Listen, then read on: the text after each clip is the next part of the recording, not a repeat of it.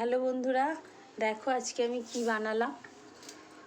আজকে আমি আলুর দম বানিয়েছি। প্রথমে আলুগুলো কেটে নিয়েছি, দুটো টমেটো নিয়েছি, তারপরে এই যে কড়ায় তেলটা ভালো করে গরম করে নিয়েছি আগে। এবার একটু ভাজা ভাজা করে নেব। একটু গুঁড়ো মশলা দিচ্ছি, মানে হলুদ, আর দেবো এই অল্প একটু নুন দেব, দিয়ে প্রথমে আর একটু ভালো করে ভেজে নেবো আলুর দমটা, মানে আলুর দমের আলুটা ভেজে নেব। একটু ভাজা হোক, একটু হালকা লাল লাল হয়ে যাক।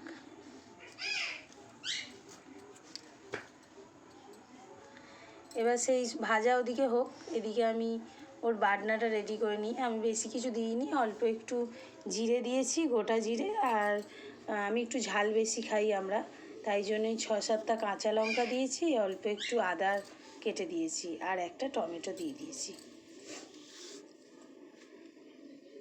এবার ওটাকে পেস্ট করে নিলাম। আমার আলুটা মোটামুটি হালকা ভাজা হয়েছে। ওর মধ্যে একটু কাশ্মীরি যে লঙ্কা, লাল, একটু বেশ ভালো কালার হওয়ার জন্য দিয়ে দিলাম। একটু আলুর দমের মশলা দিলাম। এবার এই দুটোকে ভালো করে একটু নেড়ে চেড়ে নেব। মোটামুটি একটু নেড়ে চেড়ে রাখলাম। এবার মশলাটা ওর মধ্যে দিয়ে দেবো। মশলাটা দিয়ে দিয়েছি, এবার ভালো করে আর একটু নাড়বো। তার আগে একটা টমেটো কেটে নিচ্ছি, একটু ভালো গ্রেভি হবে এবং টেস্টও হয়। টমেটো দিয়ে আমরা বেশি একটু তরকারিতে একটু বেশি টমেটো দিয়ে থাকি।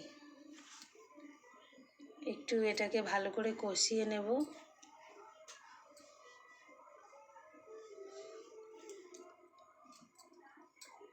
ভালো করে একটু কষে হয়ে গেছে। এবার এটাকে জল ঢেলে দিয়েছি। জল ঢেলে একটু হালকা নাড়াচাড়া করব। আর একটু জলটা যখন শুকিয়ে আসবে তখন আর একটু বেশি জল দিয়ে চাপা দেব। তার আগে আর একটু ভালো করে নেড়ে নিচ্ছি। ওই জলটা শুকিয়ে গেল, মানে আর একটু ভালো করে কষা হয়ে গেল।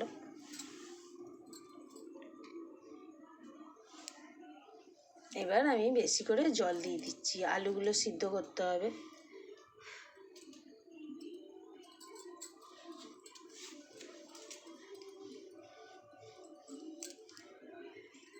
ভালো করে নেড়ে নিলাম। মশলাগুলো যা লেগেছিলো এদিক ওদিক সেগুলো সব ওর মধ্যে চলে গেল। এবার চাপা দিয়ে দিলাম। এবার দেখো আলুগুলো আমার সিদ্ধ হয়ে গেছে। এবার নামিয়ে নিলাম। এবার আমি নুন দিলাম, তেল দিলাম, আর একটা জায়গায় করে তেল, তেল দিইনি এখনও। ওই নুনটা দিয়েছি, ময়দাটা দিলাম। আজকে আসলে লুচি করব, আলুর দম করব, আর পনিরের একটা তরকারি করব। পনিরের তরকারিটা তোমাদের দেখাচ্ছি। এই ময়দাটা একটু মেখে নিই। এই তেল দিয়ে দিলাম, অল্প করে তেল দিলাম, খুব বেশি তেল লাগে না। দিয়ে এবার এটাকে ভালো করে মিশিয়ে নিলাম, তেল আর নুনটাকে।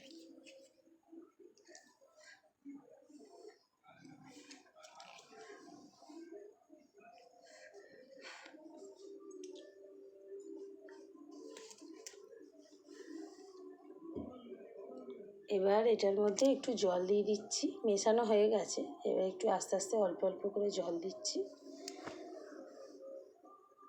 আমি খুব ভালো মাখতে পারি না, মাই করে।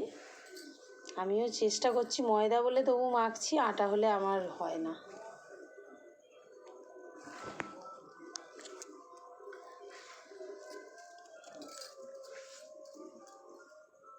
এই মোটামুটি মাখা হয়ে এসছে।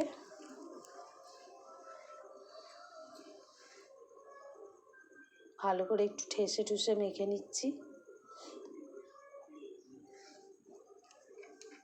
হয়েই গেছে প্রায়। এটাকে ঢাকা দিয়ে হয়ে গেলে রেখে দেব। আর আমি লুচি ভাজাটা তো অনেক পরে হবে, তখন দেখাবো কি না। এবার দেখো পনিরের তরকারিটা বরঞ্চ দেখিয়ে দিই। দেখো দুটো পনিরের প্যাকেট নিয়ে এসেছি। পনিরগুলো প্রথমে প্যাকেট থেকে বের করে নিচ্ছি। ছুরি দিয়ে হলো না, ভালো করে প্যাকেট কাটতে পারলাম না, ওই জন্য কাঁচি দিয়ে ভালো করে কেটে নিচ্ছি।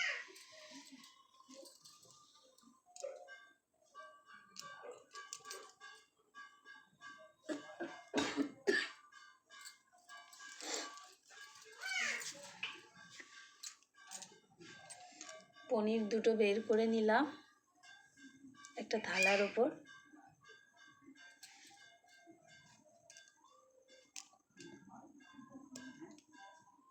এবার এগুলোকে ছোট ছোট একটু টুকরো করব, খুব ছোট করব না, একটু মিডিয়াম সাইজ করে টুকরো করব। প্রথমে একটু লম্বা লম্বা করে কেটে নিয়ে ওগুলোকে চৌকো করে পিস করে নেব।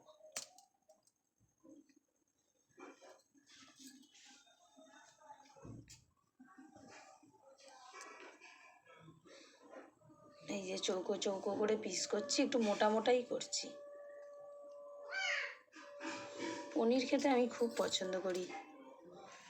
মাছ মাংসর থেকে আমার পনির খেতে খুবই ভালো লাগে। তোমাদের কেমন লাগে পনির খেতে? আর একটু ভালো করে কেটে নিয়ে আর একটা বাকি, আরও একটা বাকি আছে এটা কাটার পর। হয়ে গেল, মোটামুটি কাটা শেষ হলো আমার। যেগুলো একটু বেশি বড় হয়ে গেছে একটু ছোট করে নিলাম।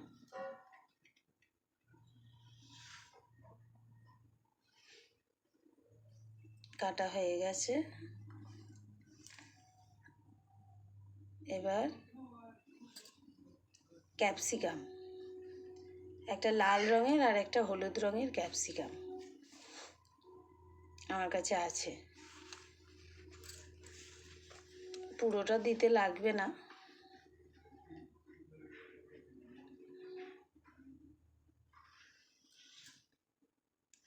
অর্ধেকটা করে নিলাম, অর্ধেকটা দেবো আর প্লাস ও থেকে হয়তো অল্প দেব। নাও, লালটা কেটে নিয়েছি, এবার হলুদটাও কেটে নিচ্ছি।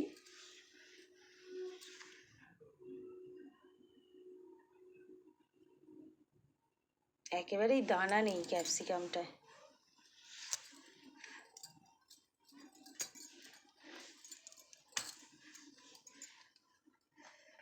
কাটা প্রায় আমার শেষ, কাটা হয়ে গেল সব।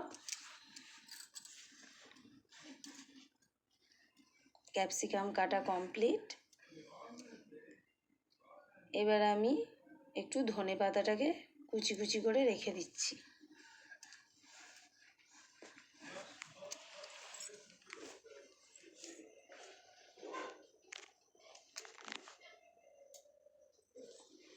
ধনে পাতাগুলো মোটামুটি কাটা হয়ে গেছে, এই হয়ে গেল। এবার তেলটাকে একটু প্রথমে গরম করে নেব। গরম করে এবার পনিরগুলো ছেড়ে দিলাম। পনিরগুলো একটু হালকা করে নেড়ে নেব।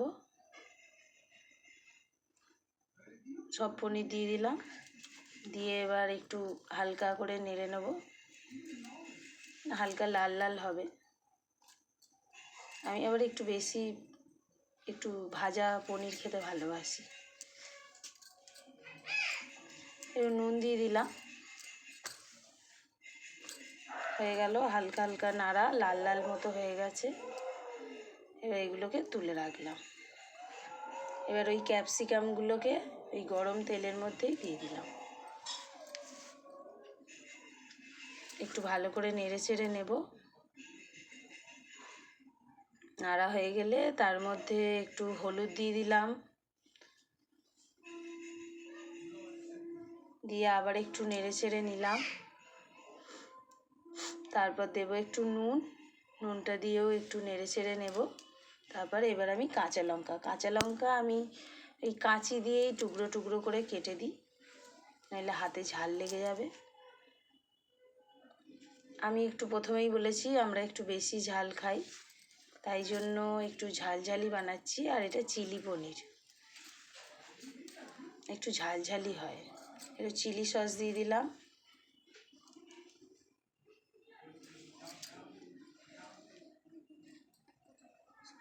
এটা একটু সয়া সস দিয়ে দিলাম, অল্প করে দিলাম সয়া সস। আর এবার একটু টমেটো সস দিয়ে দিলাম, দিয়ে ভালো করে একটু নেড়ে চেড়ে নিলাম। ধনেপাতা দিয়ে দিলাম ওর ওপরে, দিয়ে এটাকে একটু ভালো করে নেড়ে নেবো। নেড়ে কষিয়ে এবার একটু জল দিয়ে দেবো। জল দিয়ে ভালো করে এবার একটু নাড়বো। ফুটে গেলে পনিরগুলো দিয়ে দিলাম, ভালো করে মাখিয়ে মুখিয়ে নিলাম। নিয়ে এবার একটু পনিরটাকে ফোটাবো। একটু জলটা গায়ে গায়ে লেগে গেলে কমে গিয়ে তারপর একটু মাখা মাখা হবে, এটা গ্রেভি বেশি থাকবে না, শুকনো শুকনো হবে। এই যে রেডি। কেমন লাগলো বলবে তোমাদের। টাটা।